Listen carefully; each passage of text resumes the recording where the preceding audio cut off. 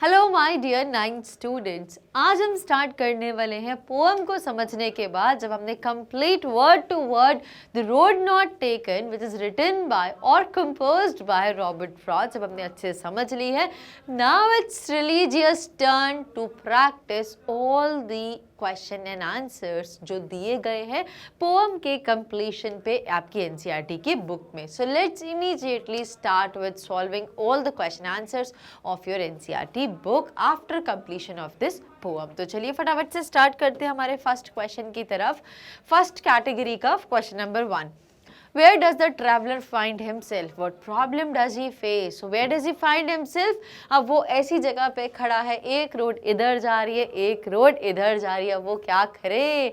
So where does the traveler find himself and what problem does he face? तो चलिए, this is exactly the road not taken, where to go. Life में बहुत सारे options आती है, बहुत सारी चॉइसेस आती है। It is all about we कि हम कौन सी ऑप्शन या चॉइस को ऑप्ट करते हैं जो हमारे लिए फ्यूचर के लिए अच्छी होगी। सो यही कुछ कंफ्यूजन हुई थी हमारे पोएट के साथ भी। So the traveller finds himself at a point where two roads diverge. His problem is to decide on which road he should walk, whether this or that. I hope it is well justified. Heading with the second question, discuss what these phrases mean to you.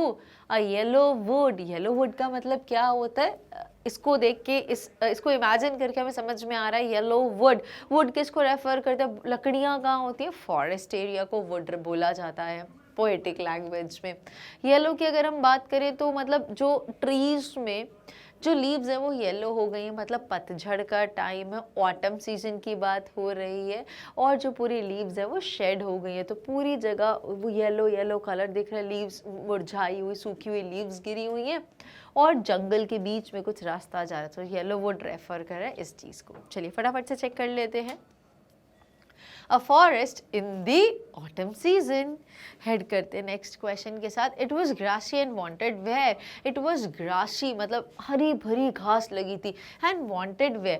Where का मतलब क्या होता है? हम बोलते हैं ना due to wear and tear, usages की वजह से किसी चीज़ में डिप्रिसिएशन हो जाता है, उसकी वैल्यू में कमी हो जाती है, घिस पिट जाती है, बिकॉज हम बहुत वेयर एंड टेयर करते हैं, हम उस चीज़ को रेगुलरली यूज़ करते हैं, उसकी वजह से वो घिस जाती है।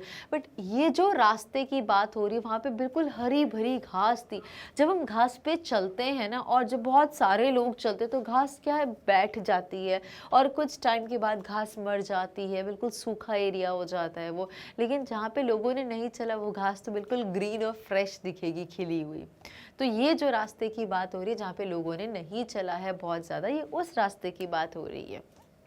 So let's check. It was grassy and wanted where? The road was grassy because it was a less traveled road. It wanted people to move on it. ये रास्ता चाहता था कि लोग इस रास्ते को भी ऑप्ट करें, लेकिन लोग तो भीड़ चाल में चलते हैं, जहाँ पे एक चला वहाँ पे भीड़ चलनी शुरू हो जाती है। ठीक है, इसलिए एक बहुत ज़्यादा बिकॉज ऑफ यूजेज या बिकॉज ऑफ बहुत ज़्यादा वेयर एंड टेयर की वजह से वो बिल्कुल प्लेन हो जाता है और दूसरा बिल्कुल ग्रीन दिखता है। Now, heading with the next question, the passing there. The passing there किसको रेफर कर रहा है? जो भी लोग वहाँ से गुजर रहे थे उनको बोला गया है। चलिए फटाफट से चेक कर लेते हैं। It implies walking on the road, जो लोग वहाँ से चल रहे थे कि पासिंग ऑन दिस रोड, अगर मैं ये रास्ता लेता हूँ तो मैं कहाँ पहुँचूंगा, अगर मैं ये रास्ता लेती हूँ तो मैं कहाँ आ जाऊँगी, मुझे कहाँ लीड करेगा, तो मुझे प्रोज कॉन्स सारी चीज़ें उसके बारे में डिस्कस करनी पड़ेंगी, सोचना समझना पड़ेगा। So the passing there means it implies walking on the road. अगर मैं ये रास्ता लूँगी, if I pass from there तो ऐसा ऐसा होगा मेरे साथ, it would lead me to this destination. मैं ये ऑप्ट करूँगी तो ऐसी ऐसी चीज़ें आएंगी, ऐसा होगा, ऐसा लगेगा, फिर मैं यहाँ पहुँचूँगी। ठीक है, चलिए हेड करते हैं नेक्स्ट क्वेश्चन की तरफ। Leaves no step had trodden black. Leaves no step had trodden black, इसका मतलब क्या होता है? जब हमने पोम को पढ़ा था हमें बहुत अच्छे समझ में आ गया था कि जितनी भी लीव्स है, no step had trodden black, कोई भी मतलब एक भी आप बोल सकते हो कि ब्लैक नहीं हुआ है, no leave, not even a single one. चलिए, it means the leaves had not been crushed under the feet of travellers, एक भी कुचली नहीं गई, एक के नीचे भी मतलब बिकॉज वो बहुत ज़्यादा रास्ता यूज़ नहीं हुआ, अब यूज़ नहीं हुआ, वहाँ पे लोग नहीं चले हैं, तो कैसे वहाँ की जो मिट्टी है, वहाँ पे जो घास है, जो पत्तियाँ गिरी हैं वो कैसे कुचली जाएंगी। तो एक भी ब्लैक नहीं, बिल्कुल एज इट इज़ है वो। वहाँ पे अगर पत्ते गिरते हैं तो वो बिल्कुल भले मुरझा जाते हैं, ड्राई लीव्स हो जाती है, लेकिन वो ऐसी ही रहती है, शेप में रहती है। लेकिन अगर उसके ऊपर कोई चलेगा तो बिल्कुल क्रश हो जाएगी, ऐसे बिल्कुल पाउडर फॉर्म में हो जाती है। Now next, how way leads on to वे। अब कौन सा रास्ता कहाँ पहुँचाएगा, किस मंजिल पे, और हमारी डेस्टिनेशन क्या होने वाली है। How way leads on to way, so how one road leads to another. कैसे is that possible, how way leads on to way, कि one road leads to another, कि ऐसा हो सकता है कि आज हम ये रास्ता ले लें और फिर जब हमें, अभी हम मैथ साइंस ले लेते हैं और कल हमें अगर ये समझ नहीं आएगा एक साल बाद, तो फिर हम नेक्स्ट ईयर बायो ऑप्ट कर लेंगे, कॉमर्स ऑप्ट कर लेंगे, ह्यूमैनिटीज ऑप्ट कर लेंगे। Is that possible? No, never. So how way leads on to way, how one road leads to another. Head करते हैं थर्ड कैटेगरी में, is there any difference between the two roads as the poet describes them. क्या difference है कुछ, वो जो दो रास्ते थे, अभी पोएट कहाँ पे खड़े हैं, ऑन डाइवर्स रोड, जो एक इधर जा रही है और एक इधर जा रही है, और पोएट बीच में खड़े हैं। डिसाइड करें मैं ये रास्ता लूँ या फिर ये रास्ता ऑप्ट करूँ। अगर इसको ऑप्ट करूँगा तो उसका कॉन्सिक्वेंस क्या होगा, उसके रिजल्ट क्या होंगे, वो कहाँ पे मुझे पहुँचाएगा। मैं ये ऑप्ट करूँगा तो क्या मेरे लिए चैलेंजेस आएंगे, क्या हर्डल्स आएंगे, क्या ऑब्स्टिकल्स आएंगे, क्या मेरे लिए नई अपॉर्चुनिटीज़ आएंगी, क्या मैं कहाँ पे लीड करूँगा, क्या क्या चीज़ें होंगी। तो अगर मैं इसको करता हूँ तो कहाँ, इसको करता हूँ तो कहाँ। So is there any difference between the two roads as the poet describes them in stanza 2 and 3।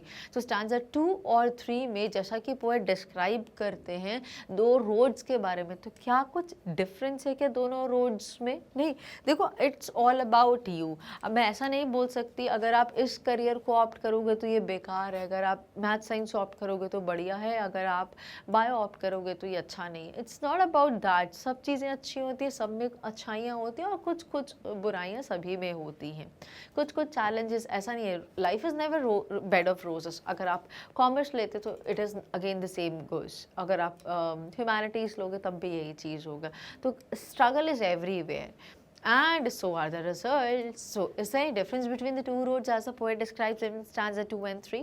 So there is no difference between the two roads in stanza 2 and 3. कोई difference नहीं है, जैसा कि poet ने हमें बताया है दो roads के बारे में इन दो stanzas में given.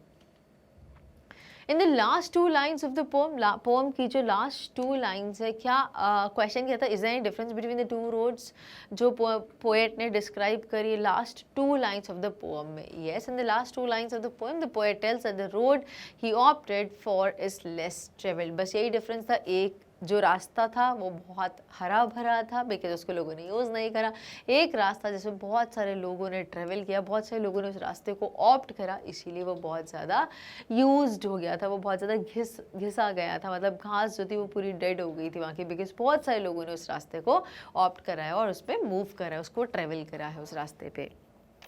ठीक है, चलिए हेड करते next question. What do you think the last 2 lines of the poem mean?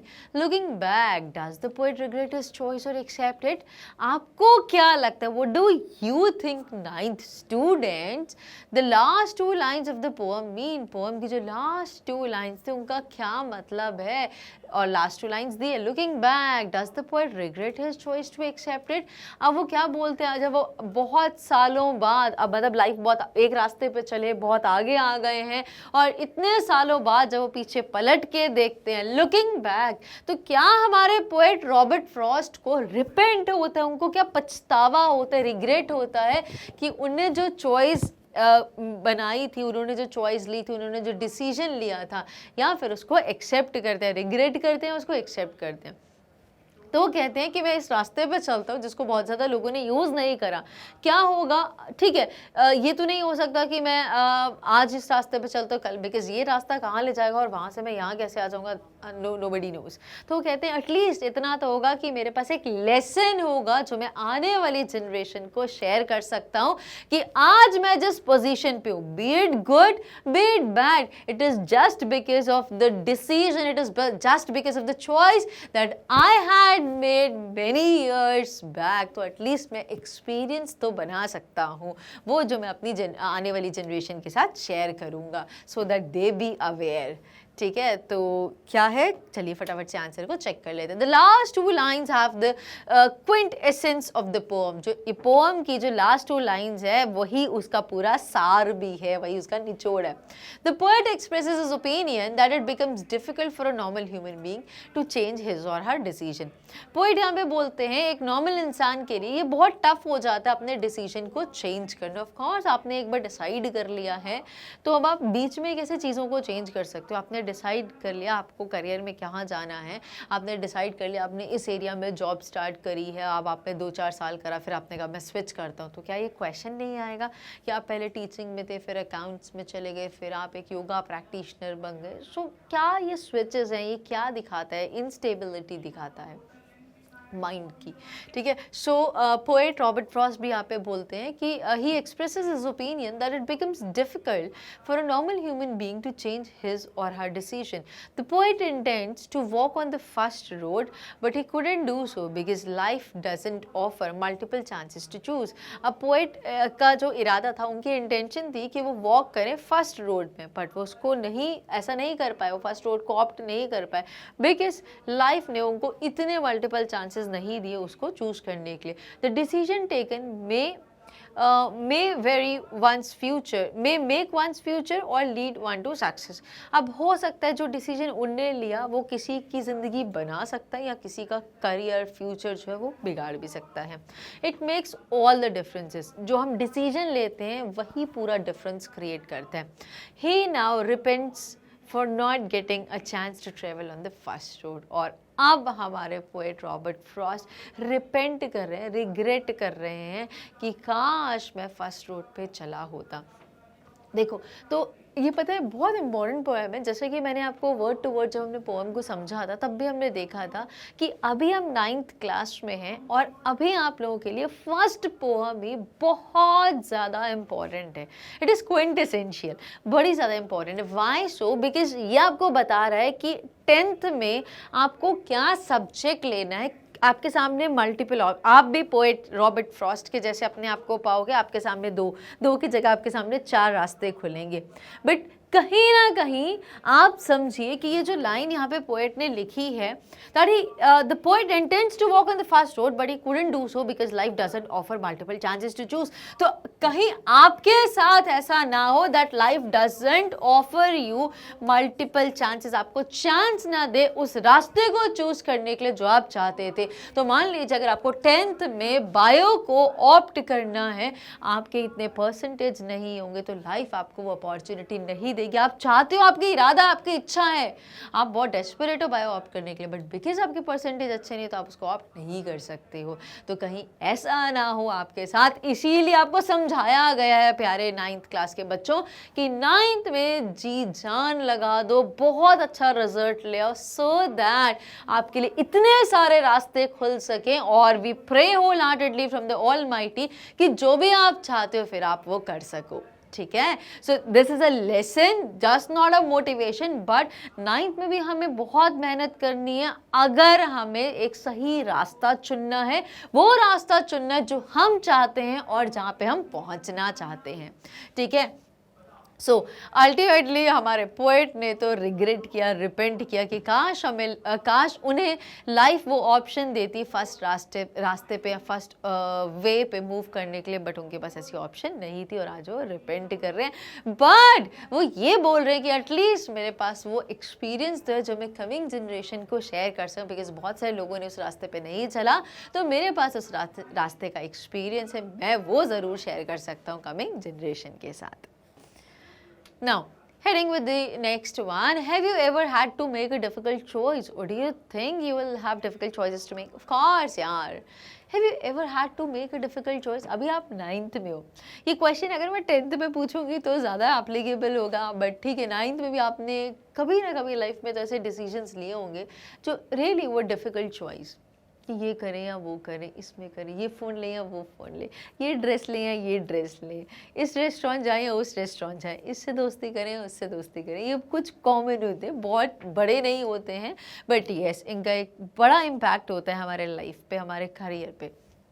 So, have you ever had to make a difficult choice? Or do you think you will have difficult choices to make? या फिर आपको ऐसा लगता है ये तो अगर मैं इस पार्ट में जाऊँ क्वेश्चन के तो ये तो सब बोल सकते हैं, yes for sure you think you will have difficult choices to make. अब जब आप अभी तो नहीं लेकिन 10th स्टैंडर्ड में आओगे तब ज़रूर ये बिल्कुल एप्लीकेबल हो जाएगा आप लोगों के लिए. You will have difficult choices to make. जब बात आएगी करियर की, जब बात आएगी आपकी you know what stream to opt, आपको क्या स्ट्रीम ऑप्ट करनी है और आपका करियर क्या होगा, आप किस प्रोफेशन में जाएंगे. So that would be really difficult.